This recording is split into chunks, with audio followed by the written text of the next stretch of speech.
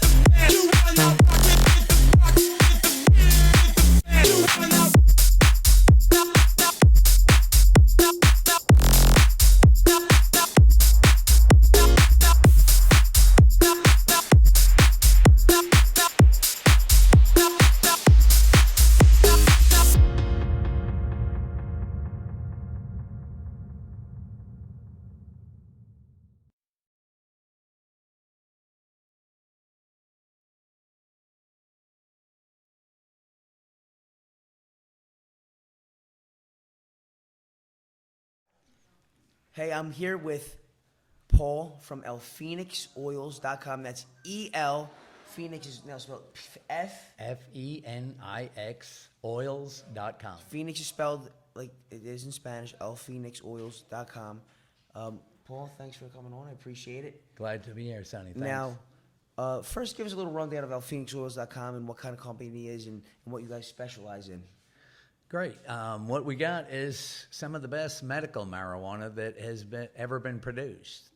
Most of our customers are Americans and Canadians. They go back to their legal states and they cry and complain to us that they just can't get our quality up in those legal areas.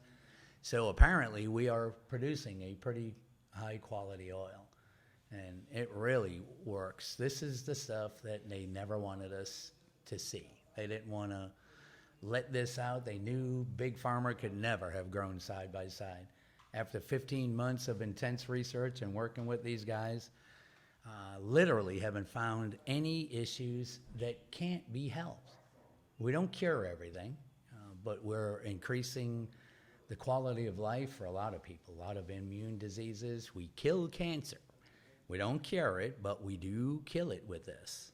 And we got the proof to back it up. I mean, it is amazing I guess, wide array of uses that cannabis has in terms of the medical applications. And I've heard over the years about how it has the ability to shrink tumors and things like that.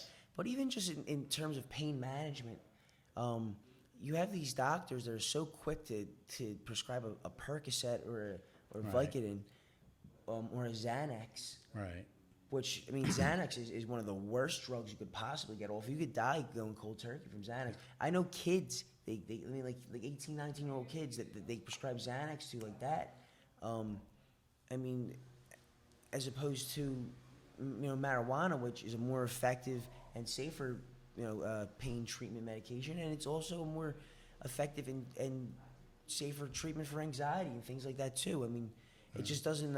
It really does defy logic that this is something that is still a federally Schedule I Right. drug. And see, that's the thing. When you do the research and you see the history, you'll see how Big Pharma grew and buried this. They never could have existed because this is the best medicine. The research says full extract cannabis oil with high THC, that's the real medicine. They don't want us to know about THC. They've demonized it. They've kept it covered up for many, many years. They knew what was going on. They've rolled out here this big deal about CBD, and it's not the CBD that's the medicine. There's a big distinction between hemp and marijuana.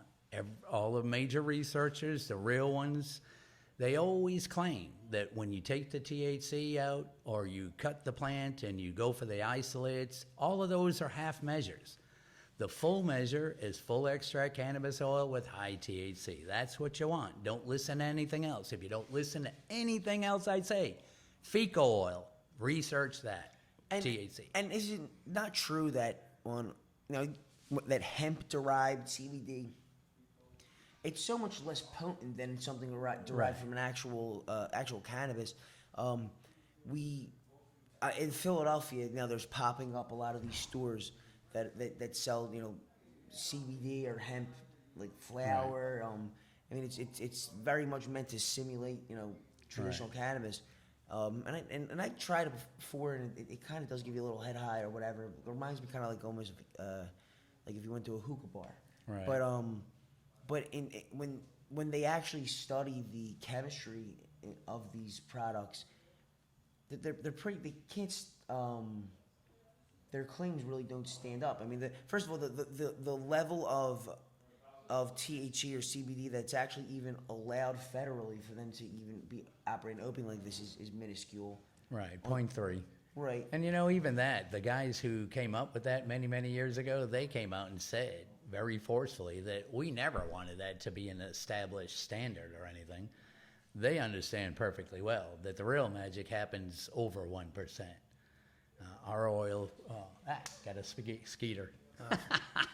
Nice. I just wanted to smack you, Thank Sonny, you. that's all. But, this stuff really is amazing. We've got thousands. Mazatlan, where we make this, the whole town all last year was just, they were amazed at what's going on. It's, our main customers are baby boomers. We got a lot of issues, a lot of pains, and we're just blown away at how good this stuff is helping us. Yeah, I mean, I have, two grandmothers that are using it for medicinal purposes. I mean, I had one grandmother who was, she had to go to rehab because she got a surgery and they prescribed her OxyContin back when they were throwing Oxy 80s out like they were Skittles on Halloween. And she had to go to rehab and get off them and she said she does have some fibromyalgia and some legitimate pain management issues, but it just we can go down the rabbit hole about how the freaking pharmaceutical companies pretty much bribe the doctors and how there was such an incentive for them to push this stuff out. They even did I even seen a segment in a show that depicted the commercials that I don't know what the company was. It's not Pfizer, but whatever company came out with the OxyContins and Percocets initially, and they had these testimonials from patients that were using it for pain management, and almost all of them end up having to go to rehab and becoming addicted to drugs. Yeah, addicted. And that's another beautiful thing about these cannabis oils. We have not run into an addiction yet that we can't help get them off the stuff. I'm a perfect example. Over 20 years, I was addicted to tramadol. Really? I was taking gabapentin. Oh, this stuff just took me to outer space, if there was. outer space. But whatever. But it's really amazing. I mean, we've got some outrageous testimonials about what this stuff is doing. We got a little girl, a 10-year-old in a vegetative state. Doctor said, we can't do anything more. With just our 1,000 milligram oil, this girl is coming out of it. She's smiling. She wants to play. But, you know, her body's all contorted up. She's got a long road to travel. But, you know, if you had been pronounced pretty much brain dead and no help, and now you're coming out of it, it's pretty impressive. We have autistic kids. They're coming out. And it's pretty impressive what this stuff does. And when you see what it really does, then you understand why it had to be buried. You know, Big Pharma never could have coexisted with this. In this next decade, we will see a massive and drastic change toward cannabis oils around the world as the primary option in a lot of hospitals. Germany's already doing it. Now, what about cannabis is it that you think makes it so dangerous to the pharmaceutical companies? Why is it, I know they're trying to take it over now, but why is it they would rather bury it than utilize it initially? Because we don't need their poisons. This is it's proving to be one of the safest plants ever. You can't overdose on it. You can't get addicted to it. It helps you get off of every other addiction. It helps remediate so many circumstances, issues. It's just ridiculous. In '92, they found that we have an endocannabinoid system in our body, specific receptors designed to attract THC molecules and CBD molecules. And the research says the higher the THC, the more effective we find the products to be. They remediate more issues. You take it out, it's just not the medicine. You know, pharmaceutical grade is marijuana, hemp, it's just not going to do it. We all ought to have it in our diet. I love hemp. Right. Okay? But it's not medicine. Stop listening to them tell you it's medicine. It's not. Yeah, I think that's an important thing for our American audience to understand. I mean, there's a lot of, and it's popping up because of this freaking gray area in which now there's states like Pennsylvania, where I'm from, where it's medically legal, but it's still not recreationally legal. And then there are other states in the area that are considering making it recreationally legal, which then would probably prompt us to make it recreationally legal so we can compete with them economically. Yeah. It's just all this nonsense that has led to these kind of gray areas where you can get a friggin' kiosk in the mall claiming to sell, you know. Oh yeah, they're these selling extracts. They're selling hemp for as high as 4,000 pesos for a little 30 milliliter bottle here. That's not going to do a doggone thing. We sell that 1,000 milligram one for 1,000 pesos. It's one of the best things in the world. Because I mean, right, and it's probably so much. Again, I'm not familiar with the process, but it's probably so much easier for you to actually extract the medicine from the flower than they are, because it's not really naturally occurring in hemp. Hemp isn't, it's not a medicine. It's a beautiful crop. It can help in terms of turnover in the soil and making and building materials. Oh, hemp is awesome. It's a hemp, great hemp material. pulls radiation. It remediates radiated ground. But that's the danger of eating it. You know, if there's a lot of radiation in an area where they're growing hemp, that hemp's going to suck it up. I don't think I've ever eaten hemp. Just hemp seeds. A lot of people eat hemp seeds. I love them. They're great. We ought to have them, but they're not medicine. It's a supplement. Okay, great. I mean, is there anything else you want to leave our audience with in terms of Phoenix Oils, how they can reach you? What if somebody wants it? What if somebody isn't in need of medicine? What if somebody just enjoys a vape pen or a moon rocket? Oh, yeah. Well, we got them things, too. We got all the recreational stuff, too. Down here in Mexico, they've legalized everything down here. It still remains unregulated. That's supposed to be taking place April 30th. But the reality is, for 2.5 years, all medical marijuana and scientific use has been legalized for all forms of medical marijuana. And that's what they really wanted here. And the reason that they threw out the international companies was because they were bringing in what they considered not pharmaceutical or medical grade. They were bringing in hemp, infused drinks and all that stuff. Yeah. And they said that contravened their intent of making this law, and they wanted it all free. So the opportunity's here. For the first time in more than 80 years, we have the real medicine. what they call the gold standard of medical marijuana. It's fecal, high THC fecal oil. Go check it out. Now, we've got 2 real good cannabis groups here that we release a lot of information about what's going on in the world of marijuana.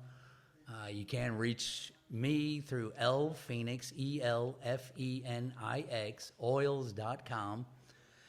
All you got to do to enter that group, click on members and tell them that you met Paul in Acapulco, and they'll let you in the group, and you can see all the products.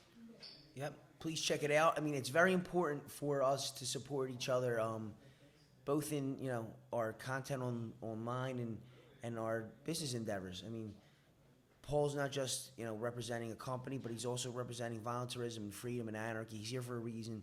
He's a part of this movement that's really just starting and fledgling, and it's important for us all to kind of come together and really support each other. So I encourage you to go to his website, lphoenixoils.com. I stand by the product. We have some samples floating around, been floating around the Acapulco area, so we can vouch that it's all good, it's all organic, and again, I think you made a really great case, Paul. Thank you for joining us. Thank you for The job right now is to help you younger ones understand. See, many of us have been fighting against this for 50 years or more. We knew all along that it was very, very safe. There's no problems with it. We really want you young guys to understand that they hid this medical marijuana, the best stuff there is out there. You need to understand what it is so that they never get the opportunity to bury this shit again. I think it's come too far. I think the pendulum has swung too far in the other genie's direction. out of the bottle. Yeah, they'll never box it back up, which is great.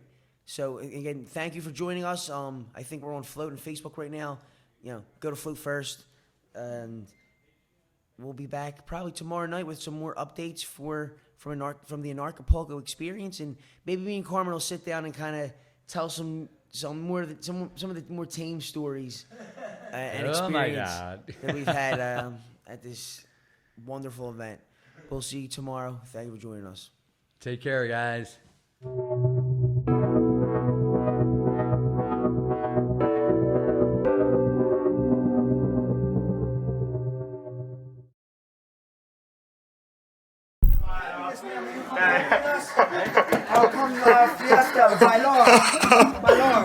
Check, 1, 2. All right, let's crash this motherfucker. Can someone go into the event and turn off the music? Anyone? Someone, please, Sonny, go ahead. All right, let's go. All right, listen up. So, all you gotta do is wave your arms uncontrollably and smile at everybody in the place, okay? Don't put that speaker in the speaker! All right, let's go. Bring them out. It's hard to yell when the barrel's in your mouth.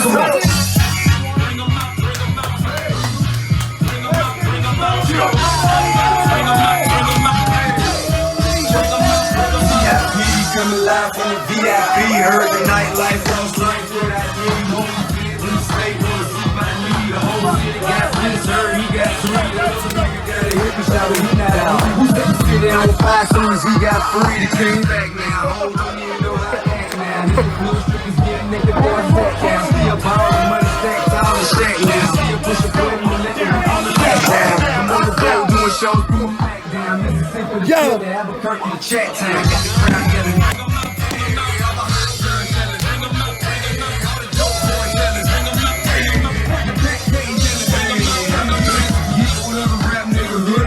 I got rich and I'm still on some hooligan shit. You be rapping by blow, I was moving the shit. You talk about shooting out, now we're doing the shit. If I hit you in the face, you gon' be suing the shit. And if I catch another case, I know it's true to be missed, so I'ma keep cool, stay out of Pardon our interruption. We will now leave the premise.